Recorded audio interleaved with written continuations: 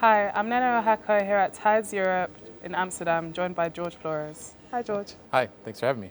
What is one of the greatest challenges that must be overcome by large-scale manufacturing? I feel like there's a lot of challenges. If I had to say the biggest one, I'd say overall it's going to be translating the chemistry and all of the process steps to physical equipment. What I mean by that is we're trying to control, I would say, some relatively complex reactions across each of the steps. So as we go bigger, we're not just running the same steps over and over. You are, but there's more nuance to that.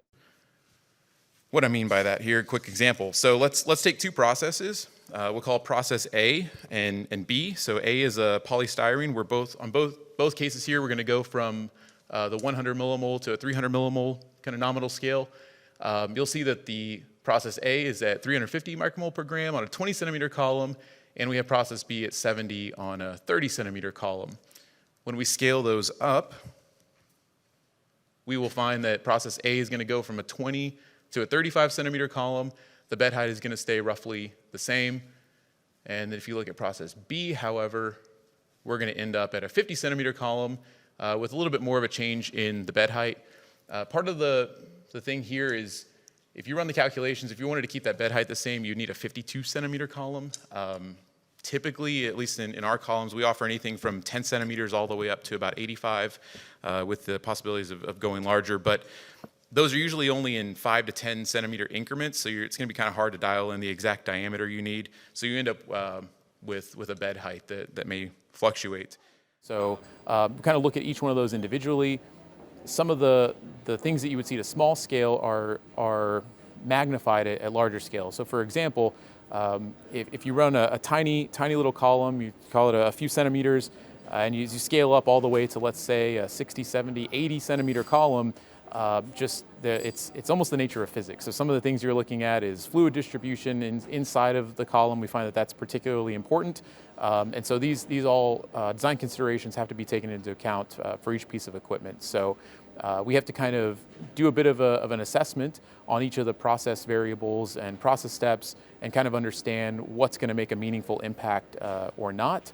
Obviously, we're trying to find the best solutions that are going to yield appreciable benefits on yield or efficiencies in the process, but at the same time not trying to overcomplicate it. So trying to nail down exactly where the places we should focus. How does AKB correctly size oligosynthesizers from a customer's perspective?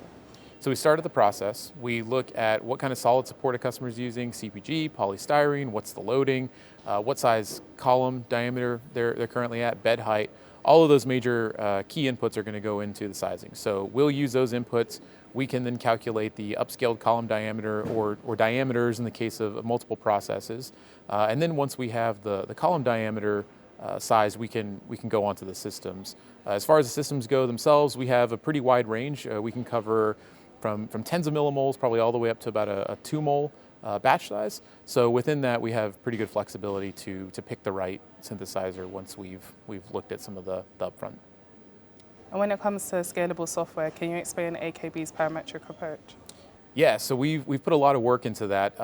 What we're trying to do is I'll say scalable scaling. Maybe it doesn't quite make sense, but what we want to do is, for example, the control parameter approach that we've taken, you can take something like linear velocity through a column, and instead of programming a method or a recipe in volumetric flow rate, you can use linear velocity. We were developing our Ocelot platform. We had a really big focus on providing the simple, easy scale-up, like I mentioned earlier.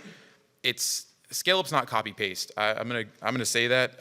Doesn't matter what system we're using, what unit operation we're talking about, what manufacturer, it's just not gonna be as seamless as maybe some people lead you to believe, that you just type in a new number and hit go. There's always gonna be some of that process development that's gonna need to occur. But what we wanna do is try to make that as simple as possible. So some of the things that we've done, one of the things we call is control parameters, or, CPs. What that's going to allow you to do is program it as a variable. So an example of that would be, instead of programming steps in volumetric flow rate, you'd program it in linear velocity. And the system will automatically take a look at the column that you're looking at, the column diameter, and then for each of those steps, it's going to calculate the volumetric flow rate for the pump set points. So what you can imagine is, if you do that across all the steps, when you copy and paste that recipe, well, I say copy and paste. When you transition that recipe to a higher scale, you can fill in the new column diameter, some of the new details that you're doing within that process, and those variables are automatically going to rescale for you, so you're not having to go through there and recalculate things. The system is gonna do it for you parametrically. So that's going to already take into account the column diameter, and will then calculate the volumetric flow rate that you'll need for that step. So you can imagine that if everything is programmed in linear velocity, when you go to scale up that method, you just need to change a few major things that are relevant to that scaled up process, and the system will automatically calculate the right variables for other parameters. Why isn't a recipe a simple copy and paste when moving to a larger scale? Yeah, it doesn't matter which manufacturer platform you're on, which unit operation. The simple fact is, as things scale, things change. And so you're never going to be able to have a true copy-paste. What we can try to do is make that process as simple as possible, but really there's always going to be some level of process development that needs to happen at each increasing scale, each new recipe. There's just certain parameters that just don't maybe scale as linearly. For example, within a system you may have, let's say the synthesizer, there's a given recirculation loop volume across the different sizes. Being able to optimize that can sometimes present a bit of a challenge that we need to look at. I would say same thing for column diameters. We talk a little bit here about scaling out, not up. So obviously, if this is the example B here from the last slide, dig into it a little bit more. If we're starting with a 30 centimeter column on a 7 centimeter bed height, we're obviously not going to go keep it on a 30 and just take the bed height 3x to 21 centimeters, right? That's just not what we're going to do. So we're going to look at scaling that the column diameter outwards.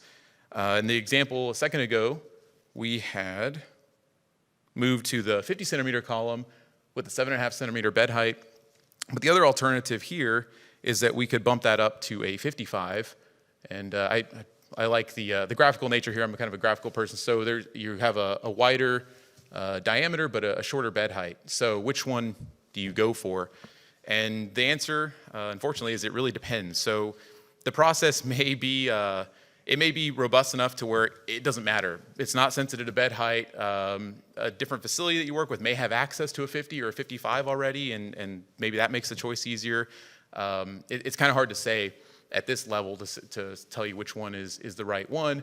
But what I can say is another way to look at this is if the particular process maybe is more sensitive to the bed height and you want to keep that as consistent as possible, you can do that. You still have the same columns available, but in that case, what we're going to do is we're going to let the scale fluctuate. So we'll keep a 7 centimeter bed height all the way around, and in the case here, instead of going to 300, you'll end up at somewhere around 278, and in this case, 336. And so there you can kind of just pick whichever one is maybe best suited for that process. Usually we're not going to build one to every millimeter size, so you're kind of stuck with, well, I say stuck, you have to choose between, let's say, roughly 5 and 10 centimeter increments on the column size. So it may not be perfectly ideal for the theoretical calculations that you'd want at a higher scale, but it's unfortunately what we're limited to. So because of that, sometimes there just need to be some small adjustments made within each of the methods or recipes to accommodate those slight differences. What goes into putting end-to-end solutions for your clients, and is this something that's important to customers? I think so. So this is something that I feel we excel at. We've really tried to make sure that we can provide, we'll call it almost a turnkey solution for our clients. So in the case of oligo production, from synthesis all the way through downstream purification, even concentration, any TFF steps, UFDF steps, everything except LIO. So we're focused on being able to provide that end-to-end solution. As far as creating that, it's just a step above sizing all of the other systems. So you're doing all of them in parallel. Many times there's trade-offs between systems that you're having to manage, many interfaces. But I would say what it gives the client is by us managing those interfaces, then it's one less thing they have to do, and they can kind of rest assured that everything's going to be built to work in conjunction with each unit operation, and it's going to perform well. In the cases of these larger projects, we would typically find ourselves working with an engineering construction firm. So in that case, that's another opportunity for us to collaborate, and we kind of balance all the priorities across the stakeholders. Here's a quick little snapshot of the oligo equipment that we have. So we have automated synthesizers, automated cleavage and deprotection systems, as well as synthesis columns, both what we call SCS and ACS. So SCS stands for static compression synthesis, and ACS is axial compression synthesis, so more of a dynamic bed. Chromatography, downstream here, purification, we have the chromatography systems itself, as well as the purification columns. We call them DAC, dynamic axial compression columns, and we have all kinds of accessories and equipment. So you can see here, slurry prep systems. One thing that's not pictured here is a newly released TFF skid that we're developing, specifically made for oligos. So it's hazardous area rated, and so we're looking forward to providing some more information on that in the near future. That will give us pretty much full end-to-end capability with the exception of LIO, so from synthesis all the way down through final purification and UFDF.